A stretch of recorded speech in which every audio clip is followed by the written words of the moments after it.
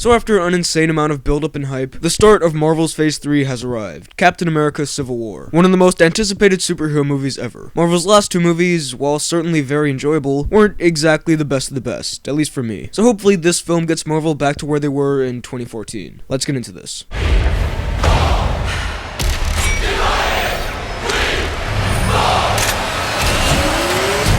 Also, as usual, I'm going no spoilers to start off with, and then with a very specific warning, I'll get into the spoilers. So don't worry, nothing will be ruined. Full disclosure, I don't think I've been this hyped for a movie since the first Avengers. The anticipation has been building up for almost 2 years now, but it especially picked up for me in the last couple months. I mean, everything was pointing to this being a total win. The trailers looked great, the team behind it is solid, early reviews said it was awesome, and so did Civil War live up to my totally unrealistic expectations? Pretty much, yeah. It isn't a perfect movie, but it gets a hell of a lot of things right. Firstly, this film has a massive all-star cast, so let's just go through these relatively briefly. Chris Evans is still great as Captain America. Always has been, and he really brings it here. The one in the cast that I was really impressed with, though, was Robert Downey Jr. Like, at this point, we know what he does. He makes jokes, he talks fast, he's funny, he wears cool suits, sometimes he goes through some emotional trauma. Great. But the performance here actually added something new to the character that I don't think we've ever seen before. And Robert Downey Jr. actually pulls off some fairly emotional scenes. Now let's talk about the two new additions, Black Panther and, of course, Spider-Man. Chadwick Boseman nails it as Black Panther, and I am now beyond pumped to see him and Ryan Coogler take on this character. He's really interesting, and I feel like there's a lot to explore with this character. And as far as Marvel's take on Spider-Man, I've been hearing a bunch of critics saying Tom Holland is the best Spider-Man ever, and they're totally right. I think this might be my favorite Peter Parker Spider-Man combo ever. I've liked the other two a lot, but this one just feels very much like Spider-Man. His costume is really cool, maybe still slightly too sleek in CG, but it definitely works. His web swinging is great, his personality is great. I'm just really excited for a solo movie now, especially if we can get some Michael Keaton in there. And as far as the rest of the cast here, everyone else is really solid, and they managed to do what I didn't think was possible. They had about 12.5 big characters in this, and it still didn't feel overcrowded. None of them really took away the spotlight from the main conflict, but they were all given interesting things to do. Scarlett Johansson, Sebastian Stan, Anthony Mackie, Don Cheadle, Elizabeth Olsen, Paul Bettany, they all do a great job. The rest of the supporting cast, they also do well, but they aren't really in it enough to comment on. The two of this extended supporting cast that really stood out to me were, one, Paul Rudd as Ant-Man. This movie is really funny, don't get me wrong, but those actual laughing out loud moments nearly all came from Paul Rudd for me. And two, I know this will sound weird, but Jeremy Renner is Hawkeye. He doesn't have a big part in this at all, but I think they finally learned how to use Hawkeye in these movies. He's funny, he's self-aware, and he's actually pretty cool. I'm just liking his character more and more in these films. Now let's talk about the action, because this movie may have the best action of any Marvel film ever. There's the great hand-to-hand Russo stuff that everyone loves. That stuff is just awesome. And then there's the epic Avengers type fighting, which is amazing. And this really gives me more hope for the Russos directing Infinity War. I'm gonna miss Joss Whedon for sure, but seeing the awesome large-scale action in here, I think the Russos got this. There's one scene in particular in here that might be the best Marvel action scene of all time. This is what I think these superhero blockbusters should be like. Kinda lighthearted and fun for the most part, but also with some darker themes underneath. Because without spoiling anything, there are some darker things that the Avengers have to deal with here. And I thought that was really interesting, and it actually added some depth to this movie. As far as other things, thankfully the trailers didn't spoil anything. There are a lot of key plot points in here that I'm glad I didn't know going in. Also, in terms of the whole Team Cap, Team Iron Man thing, I went into this movie Team Cap, and this movie actually made me consider both sides, which is awesome. I went back and forth on the two sides a few times in this film. In terms of my wishes that I made for this movie a while back, some of them they did actually do in this movie, and the ones they didn't, they did other stuff that was better than anything I could have asked for. So props for that. And in terms of my predictions I made for this movie, I think I did alright. I think I did okay.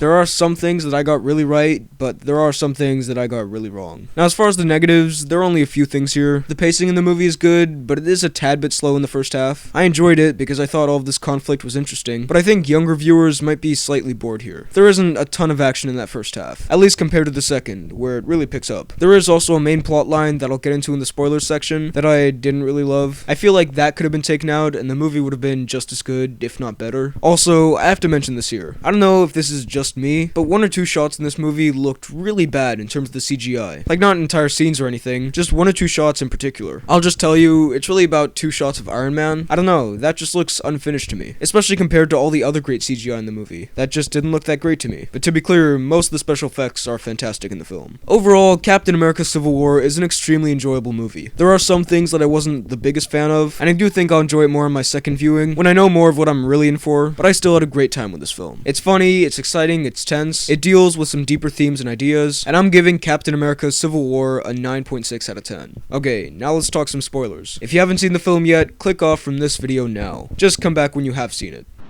Look, I want to say, I know you know a lot of super people, so thanks for thanking of me.